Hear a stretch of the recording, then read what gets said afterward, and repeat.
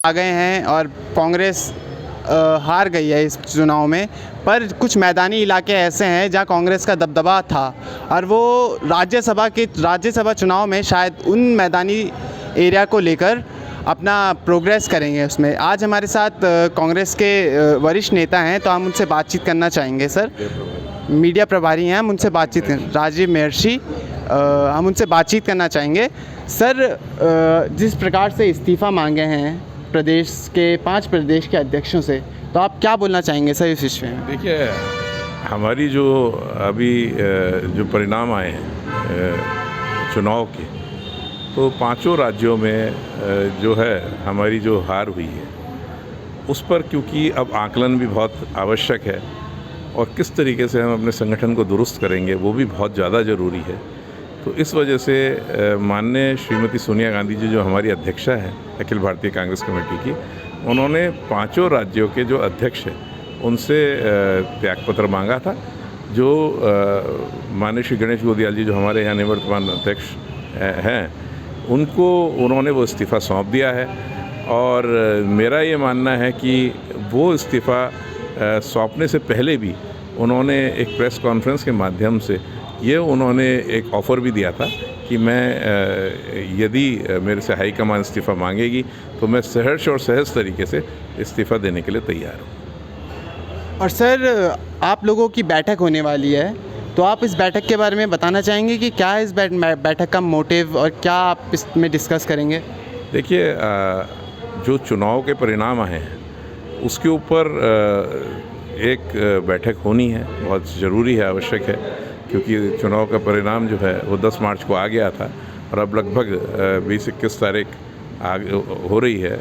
तो इसमें 21 तारीख को हम लोगों ने एक यहाँ पर बैठक रखी है, जिसमें हमारे प्रदेश के प्रभारी माननीय श्री देवेंद्र यादव जी और हमारे अखिल भारतीय कांग्रेस कमेटी से नियुक्त हैं श्री अविनाश पांडे जी, जिनको जो है आकलन के लिए, चुनाव परिणाम के आकलन और जो हमारे संगठनिक जो पहलू हैं उनके बारे में जायज़ा लेने के लिए उनको एक तरीके से पर्यवेक्षक नियुक्त किया गया है।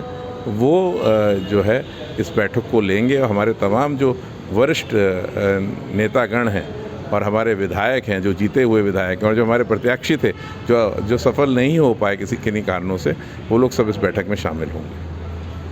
और सर, हम देखा जाए तो मैदानी इलाकों में कांग्रेस का दबदबा था, जैसे हरिद्वार, रामनगर, तो इसमें 21 तारीख को हम लोगों ने एक यहाँ पर बैठक रखी है, जिसमें हमारे प्रदेश के प्रभारी माननीय श्री देवेंद्र यादव जी और हमारे अखिल भारतीय कांग्रेस कमेटी से नियुक्त हैं श्री अविनाश पांडे जी, जिनको जो है आकलन के लिए, चुनाव परिणाम के आकलन और जो हमारे संगठनिक जो पहलू हैं उनके बारे में जायज़ा लेने के लिए उनको एक तरीके से पर्यवेक्षक नियुक्त किया गया है।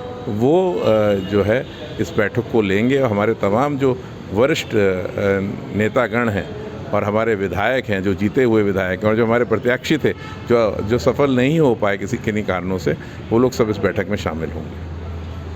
और सर, हम देखा जाए तो मैदानी इलाकों में कांग्रेस का दबदबा था, जैसे हरिद्वार, रामनगर, तो हम आने वाले राज्यसभा चुनाव में क्या देखते हैं कि आपका मेन फोकस उन्हीं मैदानी इलाकों में रहेगा या फिर आप पहाड़ की तरफ भी जाके अपनी कन्विंसिंग करेंगे?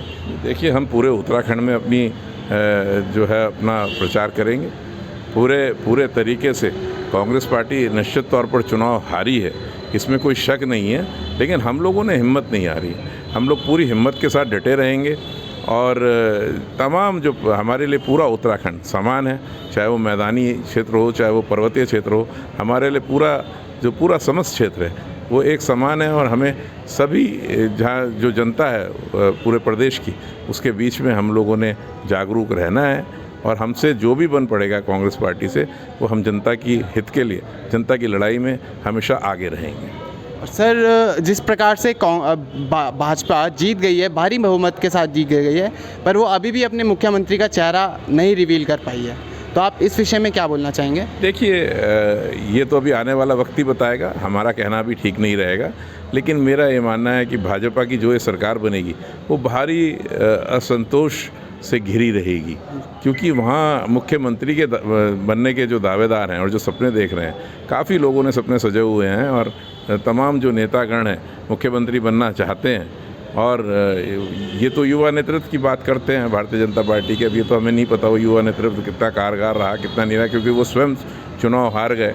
तो अब बाकी जो नेतागण हैं वो इसमें क्या करेंगे भारतीय जनता पार्टी के, यदि मुख्यमंत्री वो बनते हैं, यदि कोई और दूसरा बनता है, तो आपस में इनकी खींचतान इन्हें कहाँ तक ले जाएगी आने वाला वक्त बताएगा।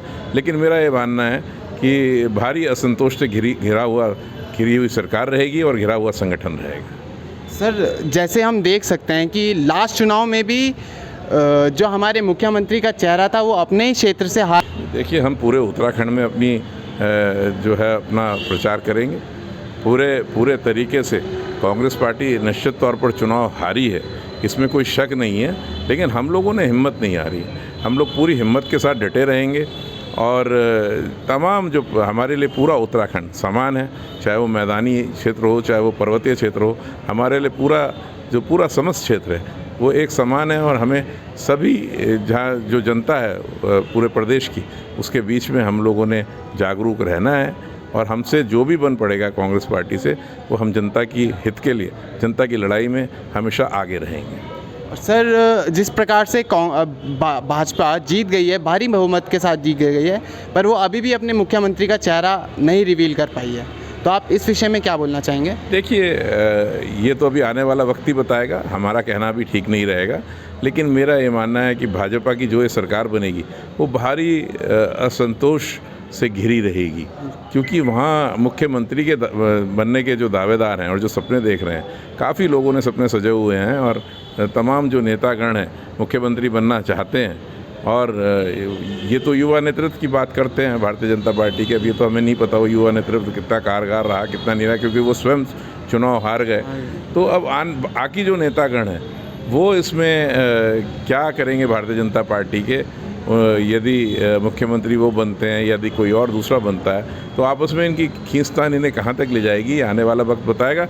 लेकिन मेरा ये मानना है कि भारी असंतोष से घिरी हुई सरकार रहेगी और घिरा हुआ संगठन रहेगा। सर, जैसे हम देख सकते हैं कि लास्ट चुनाव में भी जो हमारे मुख्यमंत्री का चेहरा था वो अपने ही क्षेत्र से हार गया था और इस चुनाव में भी सेम हुआ है, तो हम इसको क्या भाजपा की अंदरूनी साजिश बोल सकते हैं अपने पार्टी के हराने के लिए? देखिए, भारी भीतरघात था। अब किस वजह से भारतीय जनता पार्टी की सरकार बन गई, किस वजह से उनके विधायक जीत गए, ये तो हमारे लिए आकलन का विषय है और इसी का आकलन हम 21 तारीख को कर रहे हैं। लेकिन जो मुख्यमंत्री जो हारे हैं, ये क्या कारण है ये नहीं समझ में आता है, ये समझ से परे है। लेकिन मेरा ये मानना है कि भीतरघात की जो शिकायतें भारतीय जनता पार्टी में चारों तरफ से आ रही थी, लगभग दर्जन भर विधायकों ने जो चुनाव की मतगणना है उस दिन तक कर दिया था। चुनाव के दिन से मतगणना के दिन तक ये लगभग दर्जन भर विधायकों ने असंतोष अपना जाहिर किया था और भीतरघात की बात करी थी अपने अपने क्षेत्रों में। तो निश्चित तौर पर ये कांग्रेस पार्टी ने नहीं कहा और हमें कहने की आवश्यकता नहीं है, ये तो भारतीय जनता पार्टी के विधायक स्वयं ही बोल रहे थे और कहीं ना कहीं कोई ना कोई बात रही होगी जिसकी वजह से जो है ये परिणाम आया। और सर, हम आने वाले 2024 के चुनाव, राज्यसभा चुनाव को देखते हैं तो हम कांग्रेस को क्या देखते हैं, किस स्थिति में देखते हैं? क्योंकि विधानसभा चुनाव में कांग्रेस थोड़ा पीछे रह गई, बट राज्यसभा चुनाव में कांग्रेस का क्या नई रीतियां रहेंगी, क्या नए रूल्स रहेंगे जिससे वो जनता तक अपना पूरा। देखिए, कांग्रेस का एजेंडा विकास रहेगा। कांग्रेस हमेशा विकास के एजेंडे के साथ जो है जनता के बीच में जाएगी। कांग्रेस किसी मैं कहूँगा जो है आपस में जो झगड़ा फसाद है उसको कराने की सोच नहीं रखती है। कांग्रेस पार्टी विकास की सोच रखती है और उसी के तहत कांग्रेस पार्टी जनता के बीच में जाएगी और मैं समझता हूँ कि बहुत जल्द परिणाम अच्छे आएंगे, सुखद आएंगे और कांग्रेस पार्टी इस देश में दोबारा जो है स्थापित होगी और इस राज्य में भी सभी जगह जो है कांग्रेस पार्टी की सरकारें आपको दिखाई देंगी। ये समय है, भारतीय जनता पार्टी जो है आपस में बांटने का काम करती है, जो जनता को बहुत जल्द समझ में आने वाला है, उसमें ज़्यादा समय नहीं लगेगा और जिस दिन ये जनता को समझ में आ जाएगा तो उस दिन भारतीय जनता पार्टी स्वयं ही जो है सत्ता से बाहर हो जाएगी। सर धन सिंह रावत का एक बयान आया था जिसमें वो गणेश गोदियाल जी को चवन्नी बोल रहे थे, अपमानजनक बयान आया था। तो आप क्या देखते हैं एक विधायक, एक शिक्षा मंत्री इस प्रकार का बयान दे, तो कैसा आप क्या बोलते हैं? देखिए, ये तो उनकी सोच है, ये तो भारतीय जनता पार्टी के नेताओं की सोच है जो इस तरीके के घटिया बयानबाजी करते हैं। और मेरा ये मानना है कि घटिया बयानबाजी बहुत दिन तक नहीं चलती है, कभी ना कभी बेनकाब इस प्रकार के नेता हो जाते हैं, और मैं समझता हूँ बहुत ही जल्द बेनकाब भी होंगे। और यदि इस तरीके का कोई बयान देता है तो निंदनीय भी और दुर्भाग्यपूर्ण भी है। नमस्कार, आप हमारे साथ थे राजीव महेश्वरी, कांग्रेस के महर्षि राजीव महर्षि, और आप देख रहे हैं जनहित एक्सप्रेस लाइव। और देखते रहिए आगे की नई खबरों के लिए और ताज़ा खबरों के लिए। मैं हूं रोनित रावत, मेरा कैमरामैन है शुभम सूद। धन्यवाद।